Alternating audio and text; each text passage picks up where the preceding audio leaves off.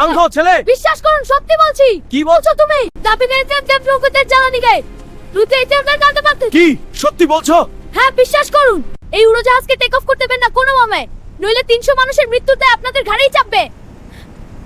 তোমার এসব কথা কি করে জানা হলো? উড়োজাহাজে খারাপ কিছু হয়েছে তা তুমি কিভাবে বুঝলে? তুই আসলে কে? আমি শুধু জানি। ঢাকার সেই রাত কোনো সাধারণ রাতের মতো ছিল না। আকাশের বুক চিরে বিদ্যুৎ ঝলসে উঠছিল, আর বৃষ্টি এমন তীব্রভাবে ঝরছিল যেন আজ পুরো শহরকে গ্রাস করে নেবে। হজরত শাহজালাল আন্তর্জাতিক বিমানবন্দরের রানওয়ের ঠিক পেছনে, যেখানে শহরের সব ময়লা আবর্জনা ফেলা হয়, সেখানে দুর্গন্ধ আর কাদামাটির মাঝখানে একটা ছোট্ট ঝুপড়ি ছিল। সেই ঝুপড়িতে থাকত 8 বছরের আয়ান।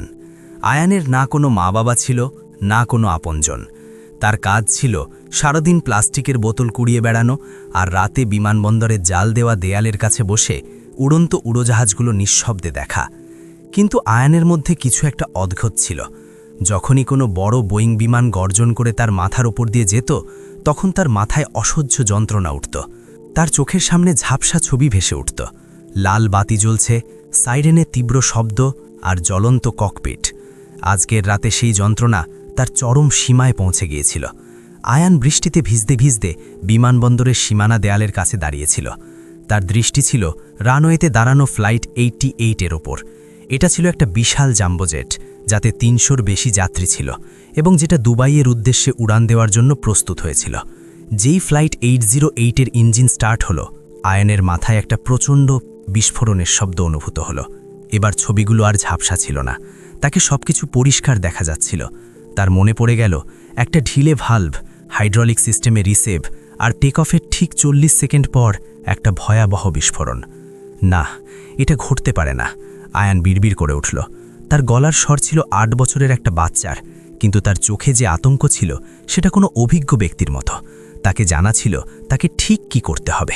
সিকিউরিটি ব্যবস্থা ছিল অত্যন্ত কঠোর। উঁচু দেওয়াল, কাঁটাধারের বেড়া আর অস্ত্রধারী গার্ডরা।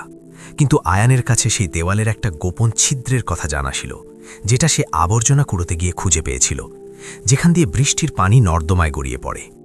সে কাদামাটিতে শুয়ে পড়ল আর সাপের মতো হামাগুড়ি দিয়ে সেই সরু পাইপের ভেতর ঢুকে পড়ল। তার শরীর ছড়ে গেল, রক্ত ঝরতে লাগল, কিন্তু যন্ত্রণার কোনো অনুভূতি তার মধ্যে ছিল না। তার মস্তিষ্কে শুধু একটাই কথা প্রতিধ্বনিত হচ্ছিল, ফুয়েল লাইন লিক করছে, ওরা সবাই মারা যাবে। টারম্যাক রানওয়েতে পৌঁছতেই তাকে ঠান্ডা হাওয়ার ঝাপটা লাগল।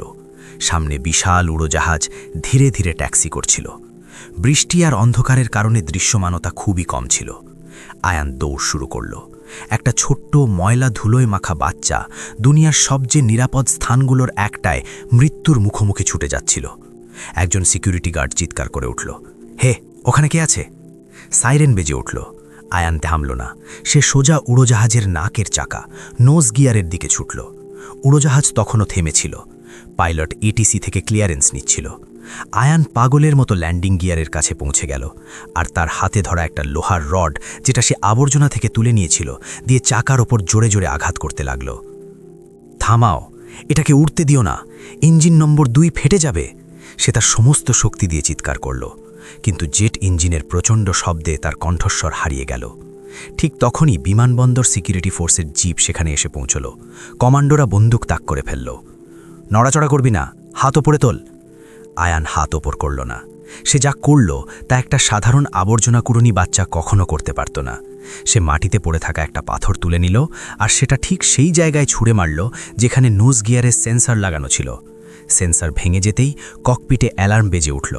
পাইলট এমার্জেন্সি ব্রেক কষল। উড়োজাহাজ ঝাঁকুনি দিয়ে থেমে গেল। কমান্ডোরা আয়ানকে ধরে ফেলল। তাকে মাটিতে ফেলে দেওয়া হলো। বৃষ্টির পানিতে তার মুখ চেপে গেল। একজন অফিসার তাকে চড় মেরে জিজ্ঞাসা করল, তুই কে? আতঙ্কবাদী? উড়োজাহাজে কি লাগিয়েছিস? আয়ান মাথা তুলল। তার চোখে অশ্রু ছিল না, বরং একটা অদ্ভুত দৃঢ়তা ছিল। সে অফিসারের চোখে চোখ রেখে একদম পরিষ্কার ইংরেজিতে বলল, check the fuel manifold pressure valve on the starboard engine. It's compromised. Unless you want 300 charred bodies on the runway, check it now. এর অর্থ, ডান দিকের ইঞ্জিনের ফুয়েল ম্যানিফোল্ড প্রেশার ভ্যালভ পরীক্ষা করো, সেটা নষ্ট হয়ে গেছে। যদি তোমরা রানওয়েতে 300 পোড়া লাশ না চাও, তাহলে এখনই চেক করো। অফিসার হতভম্ব হয়ে গেল। একটা ফাটা পুরনো কাপড় পরা ঝুপড়ির বাচ্চা এত সাবলীল টেকনিক্যাল ইংরেজি আর উড়োজাহাজের জ্ঞান কি করে দিতে পারে? পাইলট নিচে নেমে এলো। সে বাচ্চার কথা শুনেছিল। ইঞ্জিনিয়ারদের ডাকো, পাইলট নির্দেশ দিল। তাৎক্ষণিকভাবে আয়ানকে হাতকড়া পরিয়ে সেখানেই বৃষ্টির মধ্যে দাঁড় করিয়ে রাখা হলো। 15 মিনিট পর চিফ ইঞ্জিনিয়ার দৌড়ে এলো। তার মুখ ফ্যাকাশে হয়ে গিয়েছিল। সে কাঁপতে কাঁপতে পাইলটের কাছে গেল। স্যার, ইঞ্জিনিয়ারের গলা কাঁপছিল।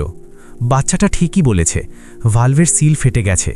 যেই আমরা থ্রাস্ট বাড়াবো, ইঞ্জিনে আগুন ধরে যাবে আর ফুয়েল ট্যাঙ্ক বিস্ফোরিত হবে, কেউ বেঁচে থাকবে না।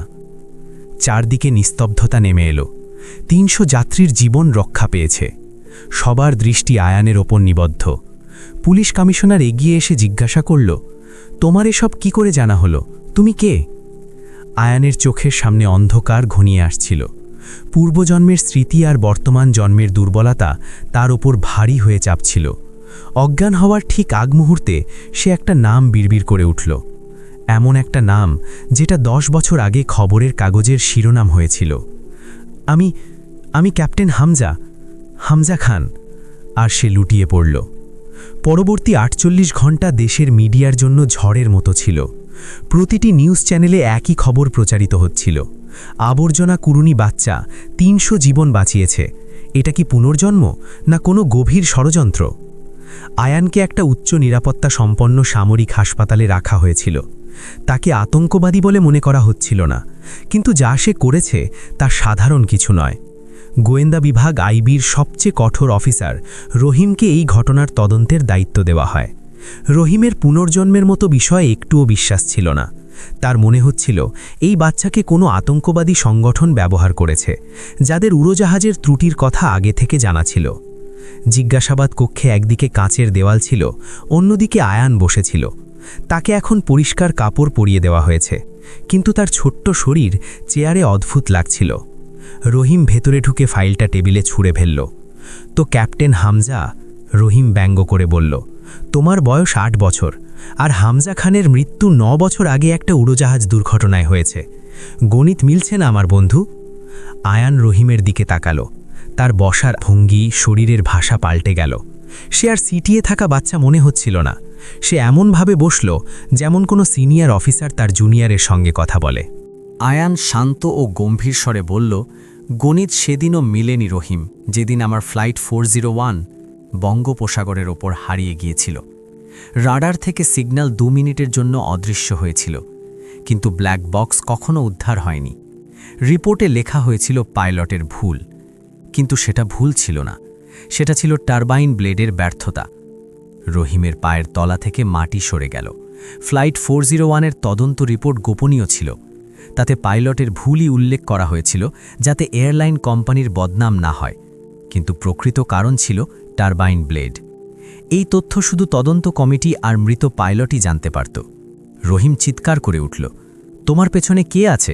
তোমাকে এই রিপোর্ট কে দেখিয়েছে? আয়ান বলল, আমার পেছনে কেউ নেই অফিসার, আর আমার সামনে শুধু আমার অসমাপ্ত অতীত।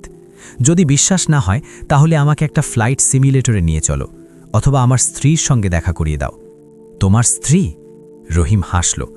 হামজা খানের স্ত্রী ফাতিমা খান এখন শহরের পরিচিত আর্কিটেক্ট। সে তোমার মতো একটা বাচ্চাকে দেখে কি বলবে? তার কাছে জিজ্ঞাসা করো হামজা তার কবজির ঘড়ি সবসময় উল্টো করে কেন পড়ত, আর জিজ্ঞাসা করো আমাদের প্রথম বার্ষিকীতে আমি তার কাছে কক্সবাজার সমুদ্র সৈকতে কি প্রতিশ্রুতি দিয়েছিলাম, যেটা শুধু আমরা দুজন জানতাম। আয়ানের গলায় এমন একটা যন্ত্রণা ছিল যা কোনো বাচ্চার হতে পারে না। রহিমের সন্দেহ এখন ভয়ে রূপান্তরিত হচ্ছিল। সে একটা ঝুঁকি নেওয়ার সিদ্ধান্ত নিল। সে মনোবিজ্ঞানী আর এভিয়েশন বিশেষজ্ঞদের একটা টিম ডাকল। আয়ানকে একটা ফ্লাইট সিমুলেটর কক্ষে নিয়ে যাওয়া হলো। এটা ছিল বোয়িং 777-এর সিমুলেটর, দুনিয়ার সবচেয়ে জটিল উড়োজাহাজগুলোর একটা। একজন সিনিয়র পাইলট বলল, এটাকে ওড়াও। যদি তুমি হামজা হও তাহলে তোমার কোল্ড স্টার্ট বন্ধ উড়োজাহাজ চালু করার প্রক্রিয়া জানা থাকবে। 8 বছরের আয়ানের হাত কোনো মতে কন্ট্রোল প্যানেল পর্যন্ত পৌঁছচ্ছিল। সে চেয়ার উঁচু করল, আর তারপর যা করল তাতে সেখানে দাঁড়ানো সবার শরীরে কাটা দিয়ে গেল। তার আঙুলগুলো খটখট করে সুইচ টিপতে লাগল। সে না দেখেই ওভারহেড প্যানেল সেট করল।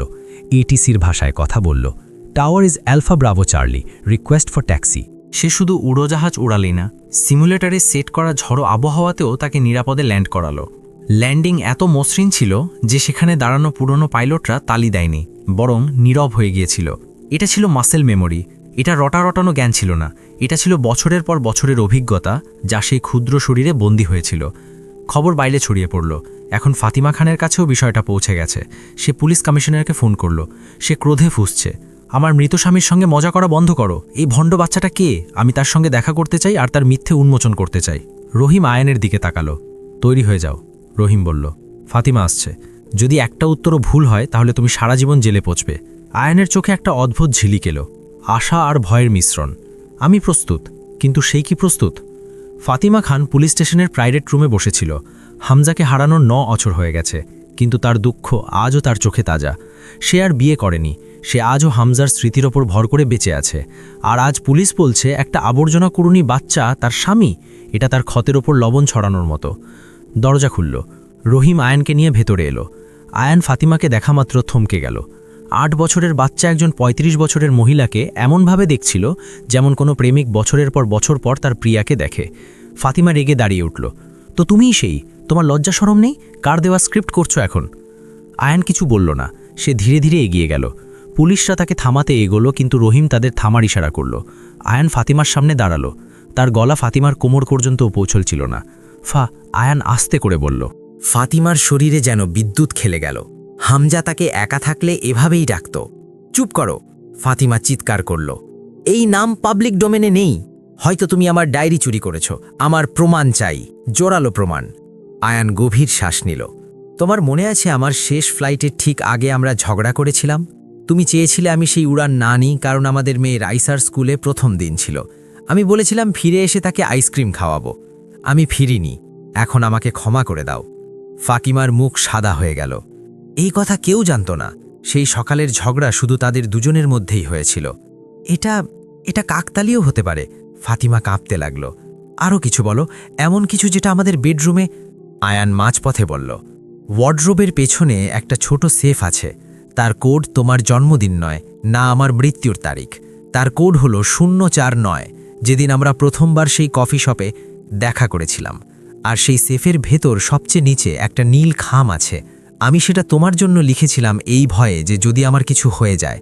তাতে আমি লিখেছি আমার পরে তুমি কিভাবে জীবন কাটাবে। ফাতিমার হাঁটু আর কাজ করল না। সে চেয়ারে ধপ করে বসে পড়ল। সেই সেফ, সে আজ পর্যন্ত সেই সেফ খোলেনি, কারণ তার কোড জানা ছিল না। হামজা সব সময় বলতো সময় এলে বলে দেব। রহিম তাৎক্ষণিকভাবে তার টিমকে ফাতিমার বাড়িতে পাঠালো। ভিডিও কলের মাধ্যমে সেফ লোকেট করা হলো। আয়ান যে কোড বলেছিল সেটাই দেওয়া হলো। বিপ শব্দের সঙ্গে সেফ খুলে গেল, আর ফাইলগুলোর নিচে একটা নীল খাম ছিল। পুরো ঘর নিস্তব্ধ হয়ে গেল। শুধু ফাতিমার ফুপিয়ে কান্নার আওয়াজ শোনা যাচ্ছিল। সে দৌড়ে আয়ানের কাছে গিয়ে হাঁটু গেড়ে তাকে জড়িয়ে ধরল। হামজা, হামজা, তুমি ফিরে এসেছ। সে ফেটে পড়ে কাঁদতে লাগল। আয়ান তার ক্ষুদ্র হাত দিয়ে তার চোখের জল মুছল।